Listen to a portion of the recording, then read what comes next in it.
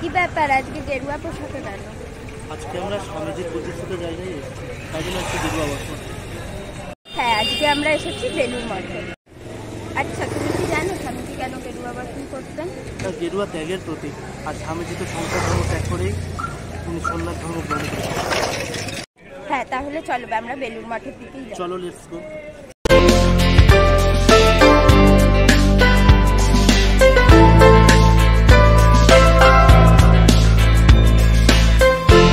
Hello friends, welcome to travel with অভিকোয়েল।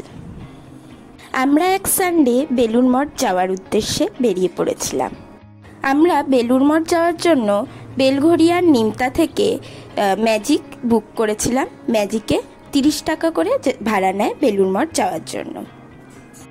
Belur Math যাওয়ার অন্য অনেক রাস্তা আছে, কিন্তু এই রাস্তাটাই আমার সবচেয়ে বেশি ভালো লেগেছিল, কারণ শান্তিতে ম্যাজিকে বসে যাওয়া যায়। অনেকে দক্ষিণেশ্বর ঘুরেও বেলুড় মঠ যায়। আমাদের দক্ষিণেশ্বর যাওয়ার কোনো প্ল্যানিং ছিল না, তাই আমরা এই পথেই গেছিলাম। এখানে যেতে যেতে এই স্কাই ওয়াকটা দেখে নিতে পারবেন দক্ষিণেশ্বরে। আপনাদের বেলুড় যেতে গেলে অবশ্যই এই বালি ব্রিজ ক্রস করতে হবে, যেটা আমরাও ক্রস করেছিলাম। বালি ব্রিজ ক্রস না করলে আপনারা কলকাতা থেকে হাওড়ায় যেতে পারবেন না। অনেকে দক্ষিণেশ্বর ঘুরেও বেলুড় মঠে আসে জলপথে। আমাদের দক্ষিণেশ্বর যাওয়ার প্ল্যানিং ছিল না বলে তাই আমরা এই পথেই চলে গিয়েছিলাম শুধু বেলুড় মঠে। বেলুড় মঠের আমরা কাছাকাছি এসে গেছি। বেলুড় মঠের টাইমিংটা আপনাদের সাথে শেয়ার করে রাখি। বেলুড় মঠ সকাল 6:30টায় খোলে। 6:30 থেকে 11:30 অবধি বেলুড় মঠ খোলা থাকে। তারপর কিছুক্ষণ সময়ের জন্য বেলুড় মঠ বন্ধ হয়ে যায়। তারপর 3:30 থেকে আবার বেলুড় মঠ খোলে, 8টা পর্যন্ত খোলা থাকে। এখানে বেলুড় মঠে দুপুরে ভোগও খাওয়া যায়। ভোগ খাওয়ার জন্য আপনাদের সকাল সকাল এখানে এসে কুপন কাটতে হবে। এখানে কুপনে নির্দিষ্ট কোনো টাকা নেই, আপনি যত টাকা দিতে চান দিতে পারেন, দিয়ে এখানে ভোগ খেতে পারেন। কুপন দেয়া হয় 9:30 10টার থেকে। কুপনে কেটে আপনাদের 11:30টার সময় এখানে ভোগ দেওয়া হবে, সেই ভোগ খেতে হবে। তো আমরা এখানে ভোগ খাওয়ার জন্য যাইনি, তাই আমরা বিকেলের টাইমে গেছিলাম 3:30টার সময়। আমরা 3টের সময় এখানে পৌঁছে গিয়েছিলাম, তাই চারপাশে একটু ঘুরছিলাম আর এখানে কিছু কেনাকাটা করছিলাম। তারপর 3:30টার সময় বেলুড় মঠের গেট খুলতে ভেতরে প্রবেশ করলাম। বেলুড় মঠের ভিতরে প্রবেশ করে যা যা দেখার আছে তার একটা লিস্ট এখানে দেয়া আছে। সেই লিস্টটা আপনারা স্ক্রিনশট তুলে রাখতে পারেন। সেই লিস্টটা আপনাদের সাথে শেয়ার করলাম। আর এখানে দেয়া আছে কোন সময় কি কি অনুষ্ঠান হয় বেলুড় মঠের মধ্যে।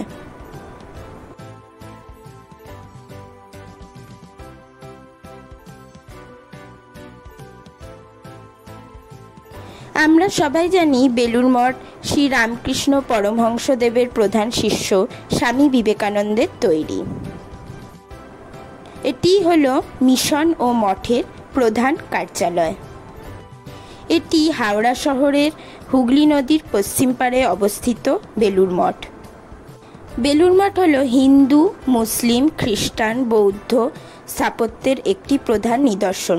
সব কিছুর মিশ্রণেই তৈরি এই মন্দির। এই মন্দিরে যে কোনো ধর্মের লোক আসতে পারেন। 40 একর জমির ওপর তৈরি মূল মঠ প্রাঙ্গণ।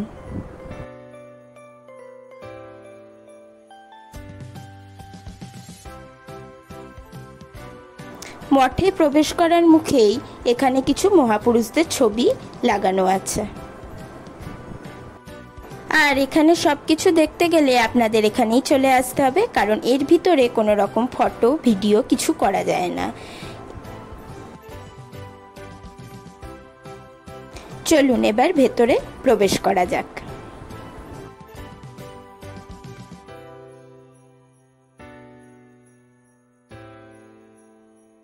মঠে প্রবেশ করার মুখেই আছে রামকৃষ্ণের একটি মন্দির সংগ্রহশালা।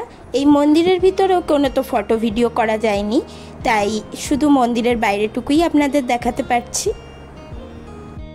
এই সংগ্রহশালার মধ্যে আমরা যা যা দেখলাম, রামকৃষ্ণের বিভিন্ন স্মৃতি, ওনার শিষ্যর বিভিন্ন স্মৃতি, যা এখানে গেলেই আপনারা দেখতে পাবেন। আর এখানে কোনো মন্দিরে কিন্তু জুতো পরে ঢোকা যায় না, তাই জুতো রাখার এখানে আলাদা জায়গা আছে, ফ্রিতে রাখা যায়। আপনারা এখানে জুতো রেখে ভেতরে প্রবেশ করতে পারেন। এরপর আমরা মূল গেট দিয়ে প্রবেশ করে মূল মন্দিরের দিকে চলে গেলাম। মূল মন্দির যেটি স্বামী বিবেকানন্দ নিজে পরিকল্পনা করেছিলেন ও তৈরি করেছিলেন তার গুরু শ্রী রামকৃষ্ণ পরমহংস দেবের জন্যে। এই মন্দিরের ভিতর রামকৃষ্ণেরই একটি মূর্তি প্রতিষ্ঠিত আছে। এই মন্দিরের ভিতরেও কোনো রকম ফটো ভিডিও করা যায় না, তাই মন্দিরের বাইরেটাই আপনাদের সাথে শেয়ার করছি।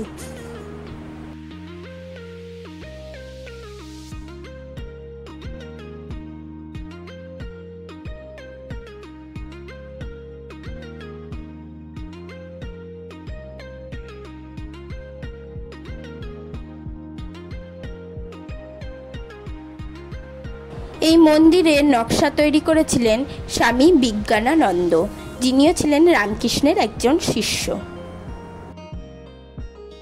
এখানে একটা বুক স্টলও আছে, আমরা সেই দিকেই চলে গেলাম। সেখানে আমরা কিনেছিলাম কিছু ধূপের প্যাকেট। এখানে ধূপের গন্ধ ভীষণই ভালো, আর এখানে ধূপের গন্ধে মনে হবে যেন আপনি মন্দিরের মধ্যেই আছেন। এখানে ধূপের প্যাকেটও কিনতে পাওয়া যায়। তারপর আমরা চলে গেলাম বিবেকানন্দের মন্দিরের দিকে। বিবেকানন্দের মৃত্যুর পর এখানেই পোড়ানো হয়েছিল, আর সেই ছাই ভস্মের ওপরই তৈরি করা হয়েছিল এই মন্দিরটি।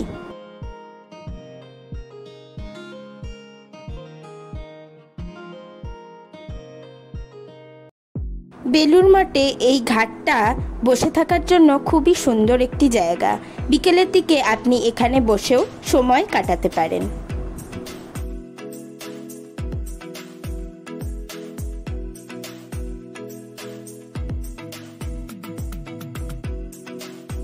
এটি হলো মা সারদা দেবীর মন্দির। সারদা দেবীর মৃত্যুর পর ছাই ভস্মের ওপরই এই মন্দির তৈরি করা হয়েছিল।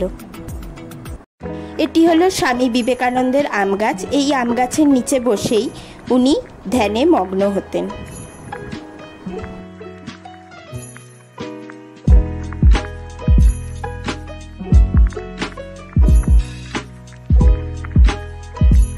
এটি হলো স্বামী বিবেকানন্দের থাকার ঘর। এই ঘরে স্বামী বিবেকানন্দের বিছানা, আসবাবপত্র সমস্ত কিছু আপনারা গেলে দেখতে পাবেন। আমরা এখানে গিয়েছিলাম সন্ধেবেলায় রামকৃষ্ণের আরতি দেখব বলে। এখানে আরতি দেখতে ভীষণই ভালো লাগে, আপনার একটা শান্তি অনুভব হবে। এখানে আরতি শুরু হয় ঠিক সন্ধে 6টা থেকে, টাইমের কোনো গন্ডগোল হয় না। আর এখানে আরতি শুরুর সময় হলে সিকিউরিটিরা আপনাদের বলবে মন্দিরে প্রবেশ করতে, আর নয়তো বেরিয়ে যেতে, কারণ এখানে আরতির সময় যত্রতত্র ঘুরে বেড়ানো যায় না। এখানে সন্ধে 6টা থেকে 6:30 অবধি আরতি হয়।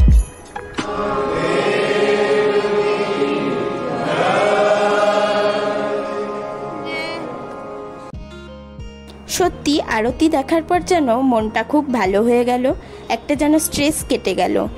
আর এবার আমাদের বাড়ির দিকে রওনা হতে হবে, সন্ধে হয়ে গেছে। চলুন আজকের ভিডিও এখানেই শেষ করছি। পরবর্তী ভিডিও আবার আপনাদের সাথে দেখা হবে। টাটা।